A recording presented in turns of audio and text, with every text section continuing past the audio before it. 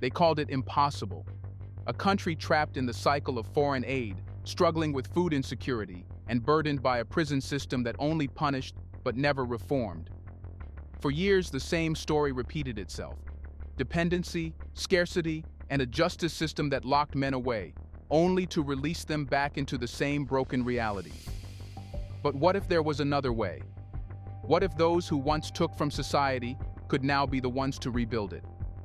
In Burkina Faso, one man is rewriting the rules. President Ibrahim Traoré has done something unthinkable.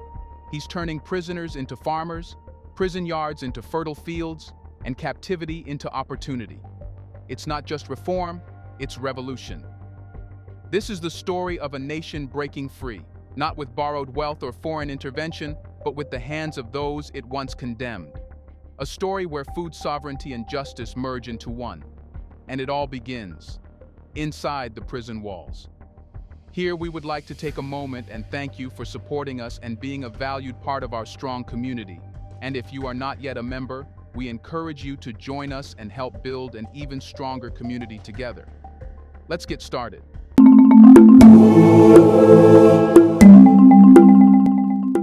For decades, African nations have been conditioned to believe that food security is something granted, not something built.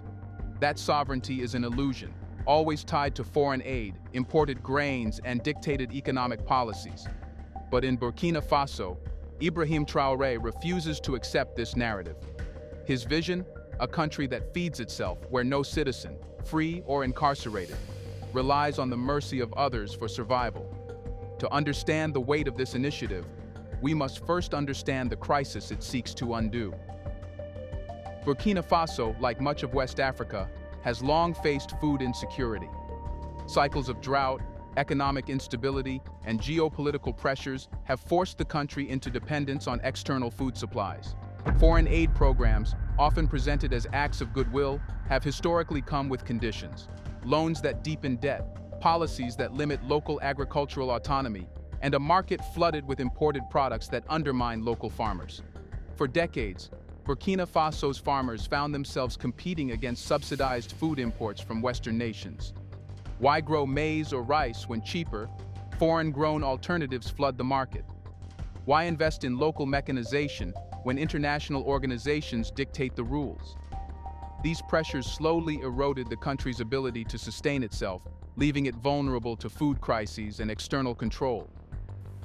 Take over those countries politically, but also economically. And that's why you have something like, I think the World Bank says, between 60 and 70% of Africa's capital shifted out of the continent. It's in banks in Europe and Asia and maybe America. But Traoré's vision challenges this dependency. He sees agriculture not just as a sector, but as a tool of liberation, one that must be placed back into the hands of the people. And in an unexpected move, he has chosen an untapped workforce to lead this transformation: prisoners. Here's a reminder to please like and share the video and subscribe to our channel to watch more videos on Black culture, history, civilization, and identity. Let's continue now. Traditionally, prison systems in Africa, much like those in the West, have been designed around punishment rather than rehabilitation. Inmates serve time, locked away from society, only to be released into the same economic conditions that led them there in the first place. The cycle repeats: incarceration, release, unemployment, reoffense. It's a system that drains national resources rather than contributes to them. Traoré saw an opportunity where others saw a burden. He recognized that the thousands of inmates sitting idle in prison cells were not just criminals. They were potential workers, farmers, and contributors to national development. What if these individuals could spend their sentences not in confinement, but in the fields, producing food that would nourish the very country they once wronged? This is not about forced labor, it's about purpose. It's about giving prisoners the chance to reclaim their dignity, to work towards something greater than themselves. It's about changing the perception of incarceration from punishment to rehabilitation, where time served is time spent building skills, feeding the nation, and restoring personal honor. This isn't the first time prisons have been linked to labor, but the way Traoré is structuring it is unprecedented. unlike in Western nations where prison labor is often exploitative, producing goods for private corporations under harsh conditions. Burkina Faso's model is rooted in national self-sufficiency. Instead of outsourcing prison labor to multinational companies, inmates are trained in agriculture, learning how to cultivate staple crops like wheat, maize, and rice. But this isn't just basic farming. The initiative is structured to turn prisons into self-sustaining agricultural hubs. Inmates don't just work the fields, they manage entire farming operations, from planting to harvesting to processing. The Baporo Prison Center has become the flagship of this transformation. Here, prisoners cultivate fields of crops under a structured program, where they not only grow food for the national supply chain, but also learn agricultural business practices. In a striking break from conventional prison models, these inmates are trusted with a level of autonomy unseen in most penal systems. Reports indicate that some prisoners even manage their security, a testament to the shift from control to responsibility. The genius of Traoré's initiative lies in its ability to solve two crises at once. First, it addresses food insecurity by increasing local production. Second, it reforms the justice system by turning prisons into centers of education and labor reintegration. Critics have often argued that African nations cannot modernize their economies without Western intervention. Without foreign investment, agricultural mechanization is impossible. Without international partnerships, prison reform cannot succeed. But Burkina Faso is proving otherwise. Prisoners who participate in these agricultural programs are not only helping to feed the nation, but they are also learning trades that will serve them beyond their incarceration. By the time they re-enter society, they will no longer be unemployable ex-convicts. They will be trained agriculturalists, capable of sustaining themselves and contributing to the country's food economy. At its core, this initiative challenges the notion of worth. It asks a fundamental question: who gets to contribute to a nation's future? In the past, prisoners were seen as burdens, as individuals who had failed their society. But Traoré's vision sees them as untapped potential, as men and women who, given the right tools, can rebuild not only their own lives, but the very foundation of Burkina Faso's independence. What started as a radical idea is now becoming a blueprint for national self-sufficiency, a nation feeding itself, not with the handouts of foreign aid, but with the labor of its people, free or incarcerated. And this is just the beginning. But while it will benefit the country, what would motivate the prisoners to work? Justice is often seen as retribution, a system designed to punish those who violate the law. But in Burkina Faso, President Ibrahim Traoré is redefining justice itself. No longer just about punishment, it is now a tool for rehabilitation, productivity, and national development. By integrating prisoners into agriculture, he is not just addressing food security, he is reshaping how society views incarceration, labor, and reintegration. The question is, can this model truly change the lives of former inmates and break the cycle of crime? For decades, the prison system in Burkina Faso functioned much like it does in many parts of the world, as a revolving door. People, often driven by economic hardship, found themselves committing minor offenses, being incarcerated, and then released into the same desperate conditions that led them to crime in the first place. With no job prospects, no skills, and a permanent criminal record, many had only one option: return to crime. In this cycle, employers refused to hire ex-convicts. Families and communities often rejected them. With no job skills or income, many turned back to illegal activities. The justice system kept absorbing the same individuals over and over again. This made incarceration a burden on the economy, costing the government money while failing to rehabilitate offenders. Traoré saw an opportunity to change this. If poverty and unemployment were the driving forces behind crime, then why not use prison as a place where inmates could gain skills and economic independence? The transformation happening in Burkina Faso's prisons is not just about producing food. It is about producing workers, skilled laborers, and contributors to the nation's economy. Prisoners now participate in structured training programs that teach crop cultivation and irrigation management, understanding soil conditions, water conservation, climate-adaptive farming, livestock rearing, and animal husbandry. They will learn how to breed, care for, and manage livestock. To make this initiative sustainable, the government has partnered with agricultural experts to certify inmates in their respective fields. For the first time, prisoners are leaving prison with official credentials, making them employable in the agricultural sector. The impact of this initiative extends far beyond prison walls. Traditionally, ex-convicts were viewed as outcasts, permanently marked by their criminal past. Now, with prisoners actively contributing to food production, society is seeing them in a new light. Farmers are working alongside former inmates in agricultural projects. Families are more willing to accept returning prisoners, seeing them as skilled workers rather than burdens. Employers, seeing certified agricultural workers, are beginning to consider hiring ex-inmates. In some regions, prison farms are directly supplying local communities, creating a visible connection between inmates' work and national well-being. The stigma of incarceration is gradually being replaced by a sense of redemption and reintegration. For many former inmates, this is a second chance, not just to survive, but to contribute. Burkina Faso's economy has long struggled with youth unemployment, food insecurity, and a lack of skilled labor. The Prison Agriculture Initiative is addressing all three of these issues simultaneously. Prisons are reducing their financial drain on the government. Instead of being entirely dependent on state resources, many prisons are now self-sufficient, producing their food and even generating surplus. Inmates are leaving with financial security. Some are earning stipends for their labor, giving them savings to start their new lives. The national workforce is expanding. Instead of struggling to reintegrate, many ex-inmates are transitioning directly into jobs in agriculture, food processing, or farm management. Crime rates are projected to decrease. With a steady income and job prospects, former prisoners are far less likely to reoffend. This initiative is not just a justice reform, it is an economic transformation. While the work inside prisons is crucial, what happens after release is just as important. The government has taken steps to ensure that former prisoners do not return to crime by establishing reintegration programs. Many former inmates are being hired to work on large-scale government-funded farms and irrigation projects.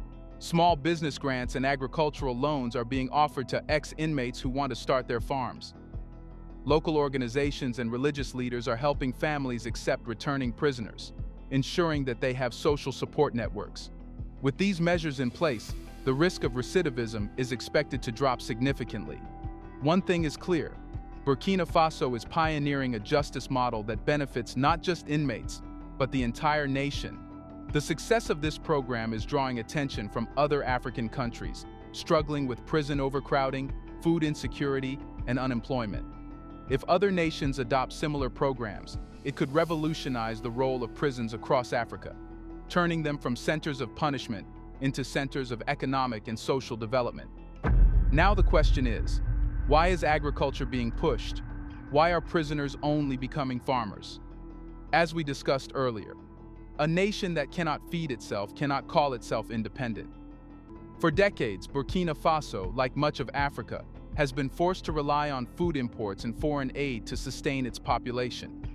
But that dependency is being dismantled, one field at a time. While the Prison Agriculture Initiative has proven effective, President Ibrahim Traoré knows that manual labor alone will not secure Burkina Faso's food sovereignty. If the nation is to truly break free from reliance on external supplies, mechanization must become the backbone of its agricultural expansion.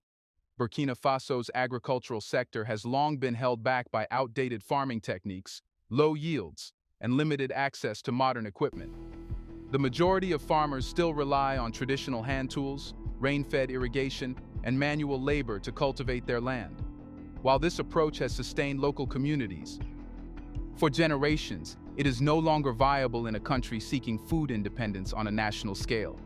Even within the prison agriculture program, manual labor has its limits. Without mechanized equipment, productivity is restricted by the number of workers available and the physical capacity of human labor.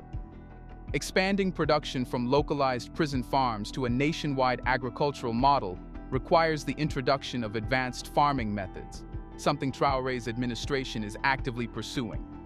To address this challenge, Burkina Faso is making direct investments in mechanization, ensuring that food production is not only sustained, but dramatically increased. the government has outlined a three-phase plan for scaling up agricultural output. The administration is prioritizing the purchase of tractors, plows, harvesters, and irrigation systems, allowing farmers to cultivate larger areas of land with significantly higher efficiency.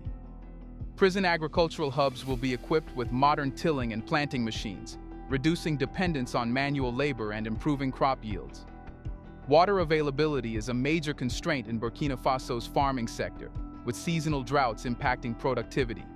New irrigation projects are being implemented to ensure year-round farming, rather than relying solely on rainfall. Prison farms, in particular, are receiving drip irrigation systems and water reservoirs, turning formerly unproductive land into fertile ground. Mechanization alone is not enough. Farmers, including those within the prison program, need to be trained in modern agricultural practices to maximize efficiency. Inmates participating in the program are receiving technical education on how to operate and maintain farming equipment, ensuring that mechanization leads to sustainable, long-term productivity. By integrating these advancements, Burkina Faso is not just expanding food production. It is building an agricultural sector that is self-sufficient and resistant to external shocks. Beyond mechanization, technology is becoming an essential tool in Burkina Faso's agricultural revolution. With the right innovations, food production can be optimized, waste can be reduced, and long-term sustainability can be ensured.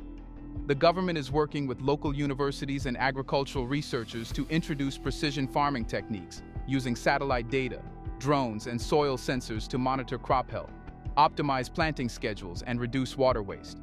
Even within the prison agriculture program, selected inmates are being trained in data collection and farm management software, preparing them for high-skill roles upon reintegration into society.